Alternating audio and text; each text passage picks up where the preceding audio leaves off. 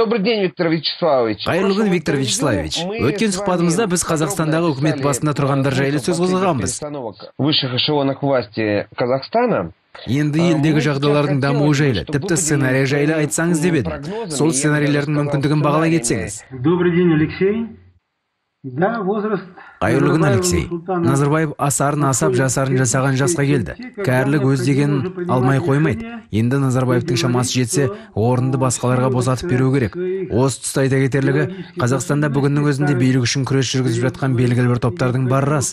Ол жайлы мен сізбен бұған дейінгі сұхбатта әңгімелескен болатынмын. Есіңізде болса, талай нәрсені тілге тиек еттік. Осы жағдайға мемлекет басшысы өзіне қатысты қандай да бір қобалжуға тұрарлық нәрселерді байқады. Бүгінде билік үшін күресіп жатқан бір қатар адамдардың тізімі белгілі. Біз сізбен бұрынғы премьер-министр Кәрім Мәсімов туралы айтқанбыз. Қазір ол президент Назарбаевтың әкімшілігін басқарып отырғаны белгілі.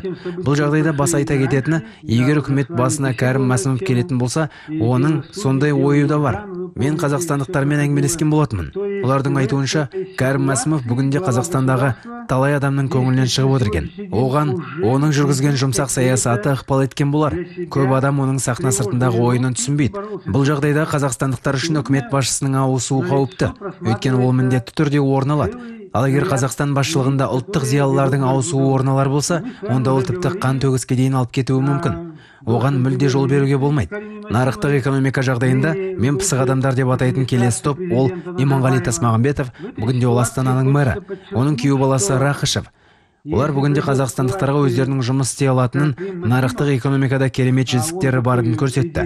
Яғни, егер үкімет басына осы адамдар келетін болса, бір орында тұрып қалмай алға жылжу болады. Егер Қазақстанның экономикалық өмірінде өзгерістер орын алатын болса, онда олар Қазақстанда саяси өзгерістер жасайтын болады. Ол айтпаса да түсінікті. Тағы бір айта кетерлігі, егер үкімет басына Тасмағамбетов келетін болса, Қазақстанның жергілікті халқы бүгінде Назарбаевтың тұсында ала алмаған пайданы Тасмағамбетовтың арқасында алуы мүмкін.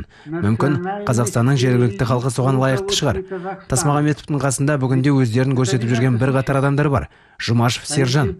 Ол Тасмағамбетовтың туысы болып келеді. Ол Мәскеуде қонақ үй салған болатын. Оны Назарбаевқа өте жақсы сатты. Яғни, екінші нұсқа Тасмағамбетов пен оның адамдары және олар айналысатын мәселелер. Төптің түбіне келгенде Тасмағамбетов бүгінде Қазақстанның тарихына көп мән беріп жатыр. Ол жасаған алтын адамның әлгі екі көшірмесін айтайықшы. Бүгінде сол көшірмелерді әлемнің барлық еліне апарып көрсетуге болады. Түп нұсқасы Қазақстанда. Оның дәл қайда сақталып тұрғаны маңызды емес. Нұрсұлтан Назарбаевтың қоймасында ма, жоқ әлде ұлттық мұражайда ма? Ол бәрібір алға жылжығандық. Егер үкімет басына Назарбаевтың туысқандарының тобы келетін болса, Құлбаев, Дариға Назарбаевалар, онда коррупция күлденетін болады. Ол аз десеңіз саяси коррупция етек жаятын болады. Сіз екеуміз мұны да талқылаған болатынбыз. Анау Тони Блэрдің өзі саяси коррупция. Мен қазір басқа да мәселелерге тоқтағым келмейді. Бірақ қазақстандықтар осы саяси коррупциялық мәселелерді керемет біледі. Ол Назарбаев үшін ғана тиімді нәрсе. Меніңше Дариға Назарбаеваның, Тимур Құлбаевтың кекшілдігі, бүгінгі жағдай оларды кек алу позициясына орналастыратын болады. Коррупция әрі қарай дамымақ. Сондықтан қазақстандықтар әлгі адамдарды ендігәрі үкімет басына жібермеуі тиіс. Назарбаев билік басынан кеткенде, оның орнына туыстарының ешқайсысы келмеуі тиіс. Әлемнің көптеген елдерінде пайдаланылған тағы бір нұсқа бар. Ол кезде күш ведомстволары билікті басып алады. Артынша олар сол билікті өз қолдарына ұстайды. Халық нөпірінің қысымы мен сыртқы әлемнің ықпалының арқасында қоғамның демократиялық процесі іске қосылды деп жариялайды. Әскерилердің қолындағы билікті азаматтардың қолына беруге дайын екендерін айтады. Испанияда, Грекияда солай болған. Өте жақында болған. Онда дәстүрлі мықты қарулы күштер болды емес пе? Традиция, то есть мощная. Абсолютно правильно. Дұрыс айтасыз. Бірақ айтқым келетіні, билік басына әскерилерді мүлде жібермеу керек. Генералдар, маршалдар, адмиралдар ренжімесін, бірақ олар адамдарды өлтіргісі келетіндер. Олар бүкіл өмірін қарсыластың көзін жоюға арналған шабуылдарды ұйымдастыруға арнаған. Бұл жағдайда тек қазақстандықтар ғана зардап шегетін болады. Әскерилерді еш уақытта билік басына жібермеу керек. Бұл менің нақты көзқарасым. Мен осының бәрін ойымнан шығарып айтып отырған жоқпын. Мен әскери адамдармен өте көп араласқанмын. Әскери адамның идеологиясы мен позициясын білем. Қазақстандықтарға айтарым, ондай нұсқа Қазақстанда еш уақытта жүзеге аспауы тиіс. Қазақстан қоғамның алдында тұрған келесі сұрақ, ол демократиялық процестің дамуы. Ол кез келген қоғамда маңызды нәрсе. Бірақ Назарбаев өзінің саясатын мықты жүргізе отырып, Қазақстан халқын алдады. Бүгінде елде Назарбаев болмаса, Қазақстанда болмайды деген жаңсақ түсінік қалыптасқан. Назарбаев бәрін демократия Қазақстанға жақсылыға келмейді деп сендірген. Оның алда экономика сосын саясат деген ұраны бүгінде қоғамның дамуындағы тежеуіш сияқты. Мен көптеген уақыт бойы әкім губернатор болып қызмет ете отырып, келесі нәрсені айтқым келеді. Қазақстандық қоғамда саяси өзгерістер орын алмайынша алға жылжушылық болмайды. Саяси процестерді бастау қажет. Осыған байланысты мен адам, маман, тіпті политолог ретінде бүгінде Қазақстанның сыртқы саясатында жұмыс істейтін жандардың демократиялық процестерге жақын екенін айтқым келеді. Ол Қазақстанның сыртқы істер министрлігі. Осы ведомствоның қызметкерлері бүгінде әлемнің көптеген елдерінде қызмет етеді. Олар нағыз демократияның не екенін өз көздерімен көріп жүр. Ол Еуропа елдері, ақш, Африка, Азия сияқты елдер.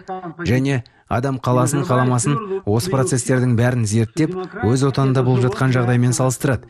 Меніңше, бүгін ең көзі ашық, көңілі ояу адамдар, олар әлемдегі жағдайды зерттеген. Барлық жақсы нәрсенің бәрін бүгін Қазақстанға алып келуге дайын адамдар.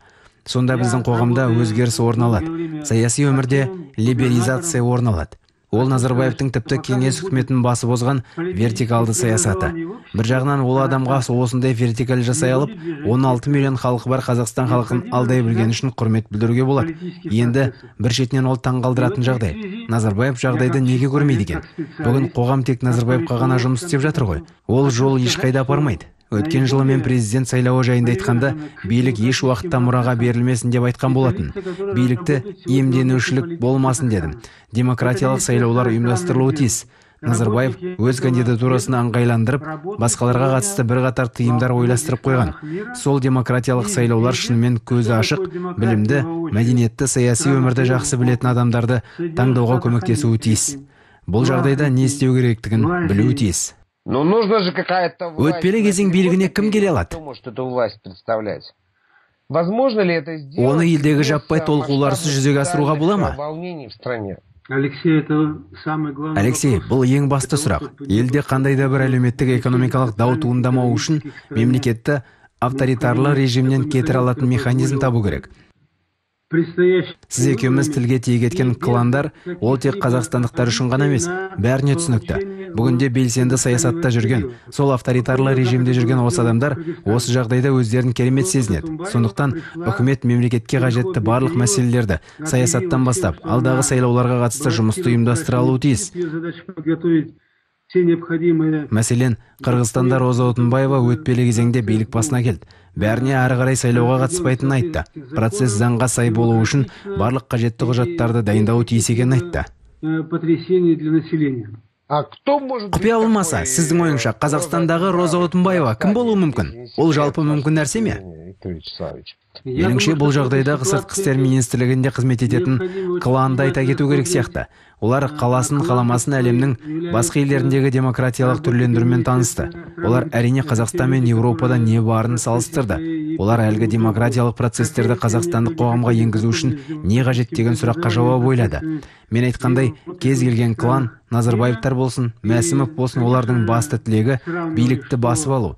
Әрі қарай Назарбаевтың үлгісі бойынша билікті өлгенше ешкімге бермеу. Сондықтан мен не үшін маңызды деп жатырмын. Бүгінде президент Назарбаев өз идеологиясы арқылы қазақстандықтардың санасына өзін өте керемет адам ретінде құйды.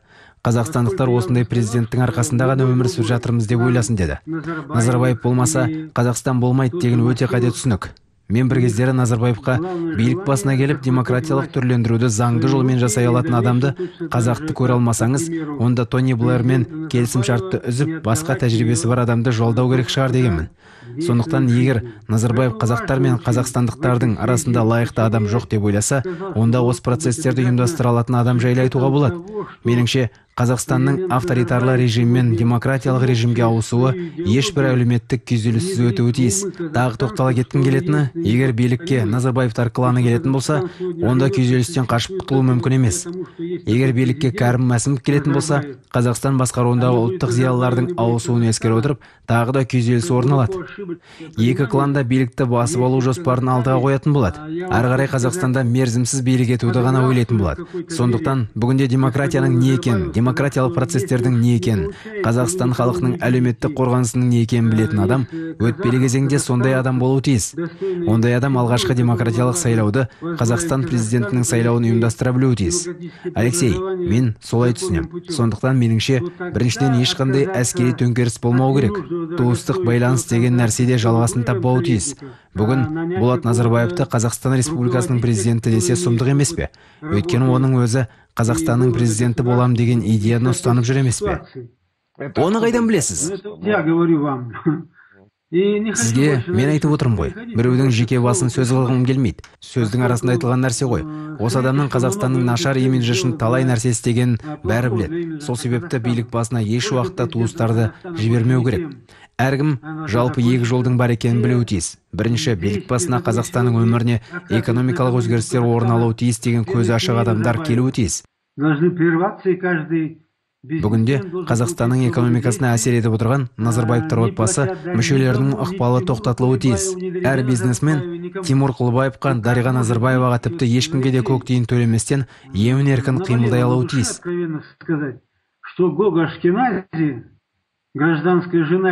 Алексей, ашық айтқанда ішіме сыймай бара жатқан нәрсе ғой. Тимур Құлыбаевтың азаматтық некедегі әйелі әрі көңілдесі, оған 2 бала тауып берген Гога Ашкеназиге қатысты нәрселерді де білесіздер. Сіз қазір Қазмұнайгазды айтып отырған боларсыз. Қазмұнайгаз бен оның ішіндегі Қазэнерджидің барлығы Құлыбаевтың қолында емес пе? Сіздер керемет түсінесіздер ғой. Гога Ашкенази менің Қазэнерджиде мұнай және энергетикамен айналысатын сондай компаниям бар деп жүр. Әпкем сонда директор дейді. Осы нәрселерді Қазақстан халқының пайдасына қарай оңтайландыру қажет. Сондықтан мен тағы айтам. Қазақстан билігіне келе алатын, экономиканы өзгерте отырып, Қазақстанның саясатында өзгертетіні көзі ашық экономистер немесе бүгінде саясатқа сән енгізіп отырған Қазақстан Республикасы сыртқы байланыс министрлігінің қызметкерлері билік басына келіп, Қазақстан Республикасында саяси түрлендірулерді бастаулары тиіс. Виктор Вячеславович, сізге өз пікіріңіз бен қызықты сұхбатыңыз үшін үлкен рахмет. Рахмет сізге, Алексей.